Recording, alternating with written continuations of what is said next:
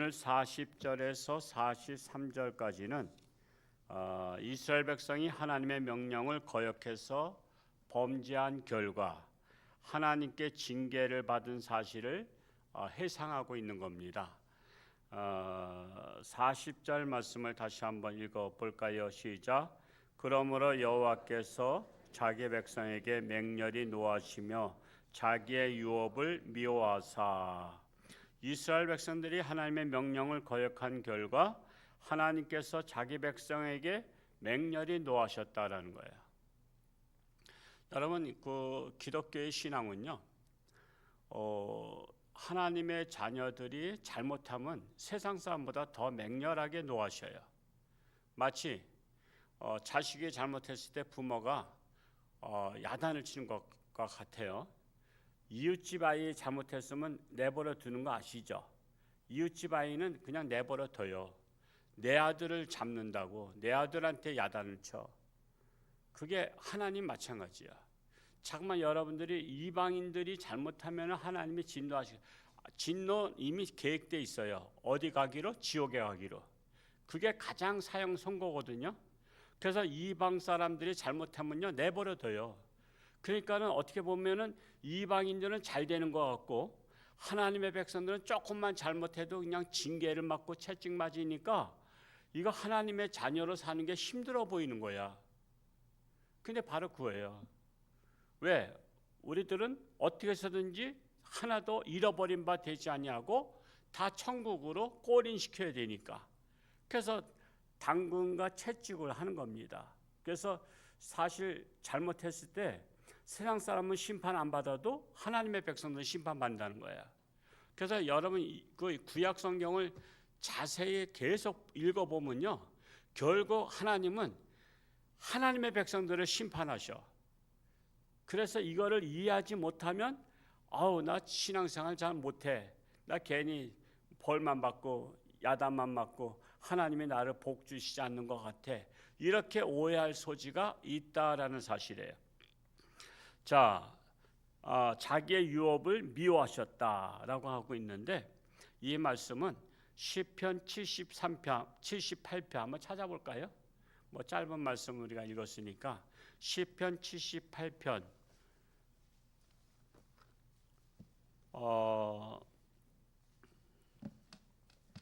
78편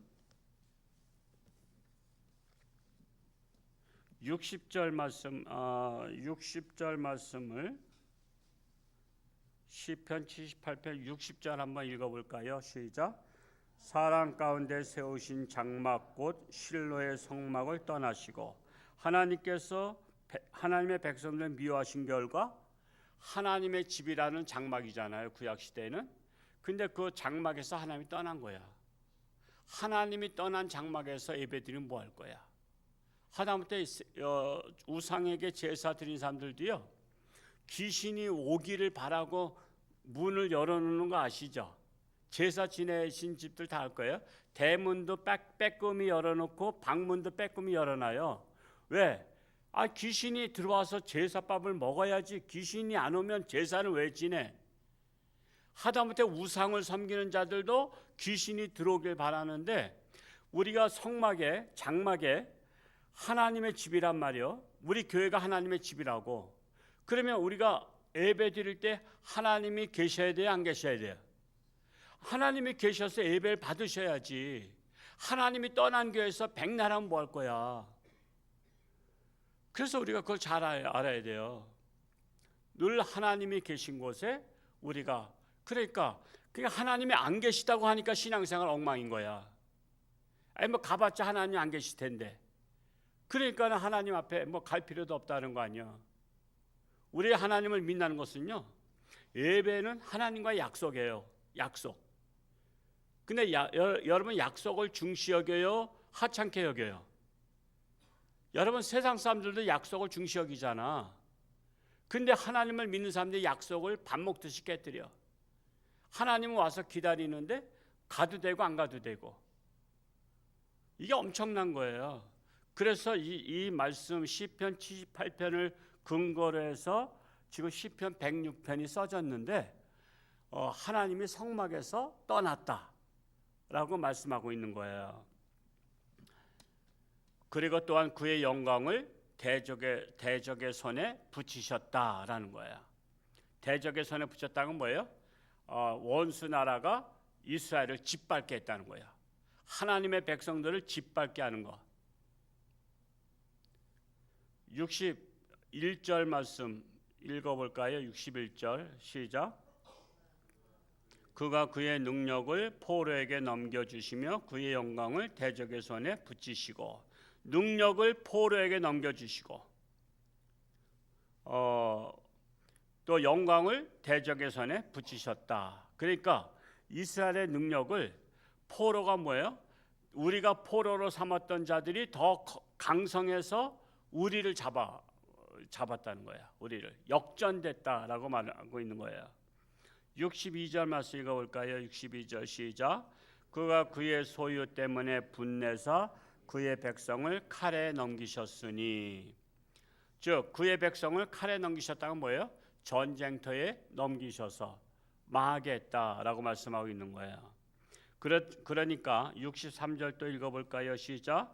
그들의 청년은 불에 살라지고 그들의 처녀들은 혼인 노래를 들을 수 없었으며, 청년들은 불에 살라졌다는 것은 청년들 전쟁터에 나가서 다 죽었다는 거야. 다 죽게 했다는 거야. 그랬더니 처녀들은 남아있는데 결혼할 남자가 없는 거야. 결혼할 남자가. 그래서 혼인 노래를 들을 수 없었다 말씀하고 있는 거야. 64절 말씀 읽어볼까요? 시작. 그들의 제사장들은 칼에 엎드러지고 그들의 과부들은 애곡도 하지 못하였도다. 결국 지도자들도 다 칼에 엎드러져 죽었고 과부들은 애곡할 기운조차 없었다 말하고 있는 것입니다. 이는 하나님이 이스라엘 백성들에게 주신 유업을 미워하셨기 때문입니다. 그러니까 하나님의 명령을 거역하지 말라는 거예요. 나도 모르는 사이에 하나님의 명령을 거역할 때가 많죠? 나도 모르는 사이에 하나님의 명령이 뭔지도 모르는 사람들이 많아. 하나님 말씀을 딱 보면요, 딱 두 가지로 나와요. 하라와 하지 말라. 죄는 짓지 말라. 선한 일은 하라. 하나님 영광에서 하라. 그러니까 하라와 하지 말라 두 가지 중에 하라는 것은 하면 되고 또 하지 말라는 것은 하지 않으면 되는 거야. 하지 말라고 한 것을 지키는 것만 중요한 게 아니야. 하라는 것은 해야 되는 거야. 그게 명령을 지키는 거야. 그래서 우리는 성경을 열심히 보고 설교를 열심히 듣고, 그래서 하나님이 싫어하시는 것은 하지 말아야 되겠다. 하나님이 좋아하는 것은 해야 되겠다. 그러니까 축복받는 비결이 뭐예요? 하나님이 하라는 것을 하는 거야. 하지 말라는 것은 하지 않으면 그건 기본이야, 기본. 그건 당연한 거고, 거기에서 더 업그레이드된 내가 축복된 신앙생활을 하려면 하라는 것을 하면 되는 거야. 전도하라면 전도하고, 선한 일 하라면 선한 일 하고, 봉사하라면 봉사하고, 그런 것을 할 때 하나님이 좋아하신다는 거예요. 다시 시편 106편으로 넘어가서 41절 말씀을 41절 읽어볼까요? 시작. 그들을 미워하는 자들이 그들을 다스렸도다. 그들, 하나님의 백성들을 이방 나라 손에 넘기셨다. 그들을 미워하는 자들, 즉 이방 나라가 그들을, 하나님의 백성을 다스리게 하셨다라는 거예요. 하나님의 명령을 거역한 결과 하나님의 백성들일지라도 이방 나라 손에 넘기신다는 거예요. 그리고 그들을 미워하는 자들이 그들을 다스리게 한다는 거예요. 여러분, 우리나라도 마찬가지예요. 그래서 우리 하나님의 백성들이요, 정신을 차리고 깨어 근신하며 기도해야 돼요. 정신 차리지 않으면요, 이방 나라에 넘기셔, 하나님께서. 여러분, 6.25 전쟁 때 이방 나라에 넘길 뻔했죠? 이방 나라가 뭐가 이방 나라죠? 하나님을 믿지 않는 자들이 사는 나라, 하나님을 믿지 않는 지도자가 있는 나라. 그래서 김일성이가, 그는 하나님을 떠났잖아요. 원래 그 집안이 믿음의 집안인데 권력 때문에 믿음을 팔아먹었어. 돈 때문에 팔아먹는 사람, 권력 때문에 팔아먹는 사람, 인기 때문에 팔아먹는 사람 많아. 근데 권력 때문에 하나님을 팔아먹었어. 그래서 지금도 가면은 거기 뭐죠? 그 동상 있는 데 가서 다 참배를 해야만이 북한을 들어가. 공항에서 가자마자 거기부터 간대. 1차로. 거기를 거치지 않으면 일행이 가는 게 없어. 왜? 단체니까. 그래서 목사님들 가신 분들 다 거기 참배했다는 거 아니야. 거기 가서 다 시시하고 있을 뿐이지. 그래서 북한 갔다 온 사람 북한 비난 안 하는 이유도 아시죠? 다 거기 또 기쁨조가 다 붙어가지고 거기다 또 애를 다 나눴대. 그래서 애가 자라고 있대. 그래서 절대 말 못한대잖아. 절대 말 못한대. 그래서 저도 북한 갈 수 있는 기회가 있었지만 그 평양 봉수대 교회 짓고 갈 수 있는 같이 가자고 했는데 제가 안 갔어요. 안 갔어요. 북한에 애 하나 놓을까 봐. 하여튼 그런 게 있어요. 하여튼 여러분, 하여튼 북한을 지지한 사람들은 이상한 사람들이야. 하여튼 우리나라 간첩이 5만 명도 넘는다고 하는데 지금 5만 명이 뭐예요? 몇십만 명이 된다 그러잖아요. 근데 이제 간첩 잡는 죄를 법을 없애잖아요. 우리나라 간첩 잡는 법을 없애버려요. 방첩 그것을 없애버리고 보안사도 없애버리고 다 지금 그런 처지에 있어요. 그래서 이 하나님의 백성들이 정신을 못 차리면 이방신을 섬기는 자들이 지도자가 돼서 여러분 교회를 없애려고 해요. 교회를. 우리나라 교회가 없애려고 하는 방법 중에 하나가 동성애야. 동성애자들 별로 우리나라는 그래도 많지 않아요. 동남아는 굉장히 많아요. 근데 많지 않은데도 왜 그것이 왜 계속 법안에 올라갈까? 교회를 없애는 방법이거든. 그게 교회가 말을 제대로 못하게 입에 자크를 채우는 거야. 그래서 동성애 계속 올리는 거야. 그 목사님들도 동성애 지지하는 분들도 많아. 그러니 뭐 할 말 다 했어요. 할 말 다 했어. 목사님들도 지지해. 그들 불쌍하니까 그거 해야 된대. 아이 불쌍하다 그러면 죄인들은 안 불쌍해? 사형수는 안 불쌍한가?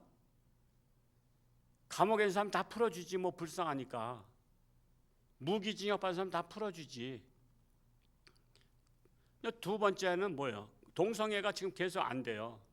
지금 우리나라 정신 차린 그 기련평 교수님이라든가 그 조 변호사님 우리 교회도 한번 오셔서 세미나 한번 했었지만은 그 분들이 계속 반대하기 때문에 지금 올라갔다가 지금 상정이 안 되고 있는 거예요. 지금 상정이 안 돼. 그나마 다행인가? 그래서 교회 폐쇄법이 나오는 거예요. 교회 폐쇄법이. 이건 지금 계속 나오고 있어요.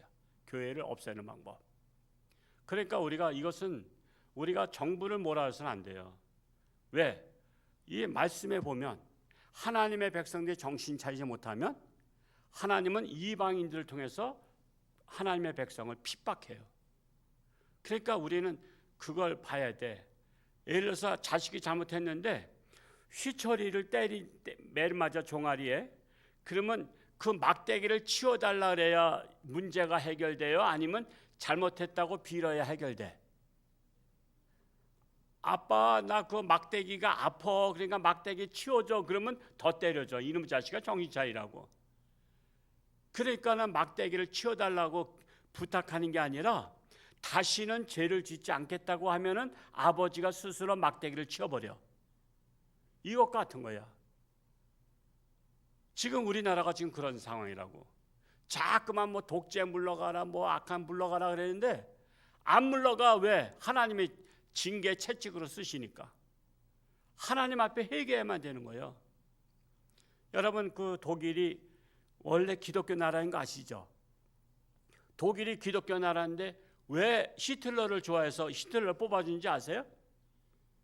그러니까 이게 국가 간이 중요한 것인데 히틀러가 가장 독일을 경제 부흥을 일으킨 사람이요. 그거 아세요? 히틀러가 경제 부흥을 일으켰어. 그러니까 기독교인들도 다 지지했어.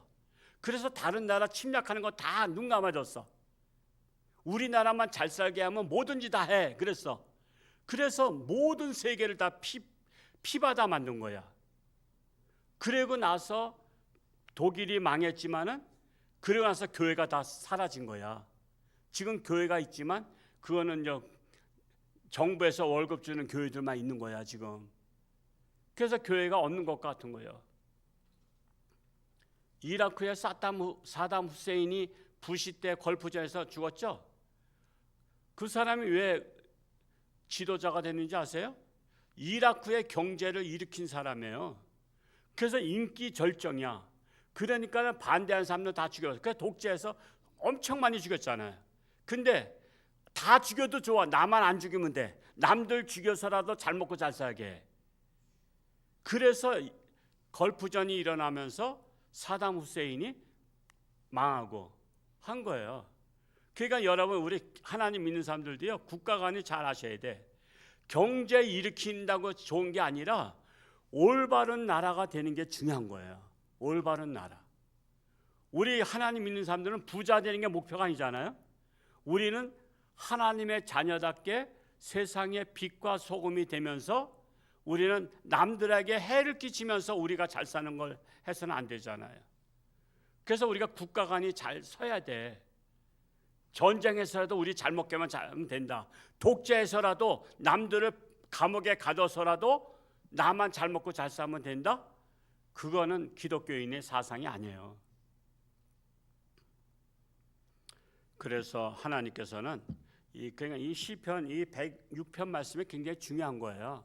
지금 하나님의 백성들이 명령을 거역한 결과 하나님은 이방 나라를 통해서 지금 친다는 것을 말씀하고 있는 거예요.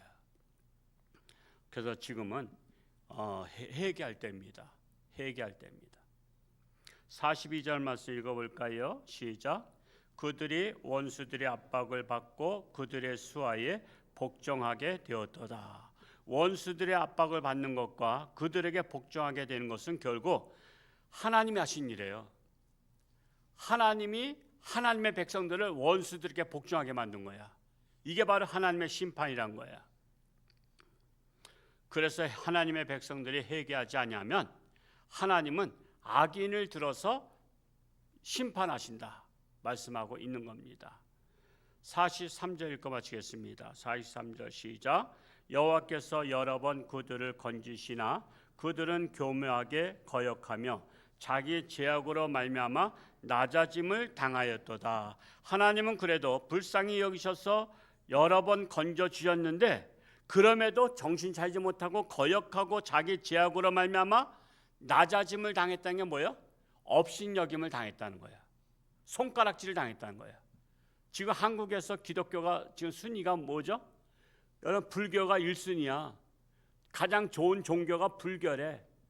그 다음에 2순위가 천주교래. 기독교는 3위야. 한국의 종교가 그거잖아. 대표적인 게 불교, 천주교, 기독교인데 개신교인데 개신교가 꼴찌야. 왜 이렇게 낮아짐을 당했어요? 하나님의 말씀을 거역한 결과 낮아짐을 당한 거예요. 그래서 정말 우리는 이 지역사회와 나라를 위해서, 세계를 위해서 교회가 본이 되어야 되는 거야. 교회가 본이 되어야 돼. 이번에 베네수엘라, 우리나라 도왔던 나라도 하는 것도 본이 되는 거야. 어느 시골교회에서 제가 보낸 그 카톡을 보고서는 시골교회인데 노인네들만 계신 교회인데도 지난주 30만 원을 이렇게 모았대. 그래서 우리 교회로 보내겠대. 그냥 우리 교회랑 보내지 않고 직접 월드비전 보내도 된다 했더니 그래도 내가 목사님 통해서 알았기 때문에 우리 교회를 합해서 보내겠대. 시골교회 할머니들만 계신 데서도 30만 원 나왔대. 그러니까 이번 주까지 더 광고할 거래. 그래서 한 50만 원 보내려고 하는 것 같아. 뭐 우리가 갖는 건 아니지만 우리는 축복의 통로잖아요. 제가 볼 땐 그래요. 여러분 각자 나이 여러분 아시죠? 자기 나이만큼 많은 사람들을, 착한 사람들을 찾아서 한번 같이 동참시키기 바랍니다. 1년에 한 사람 착한 사람도 못 사귀어요? 그냥 대인관계가 문제가 있죠.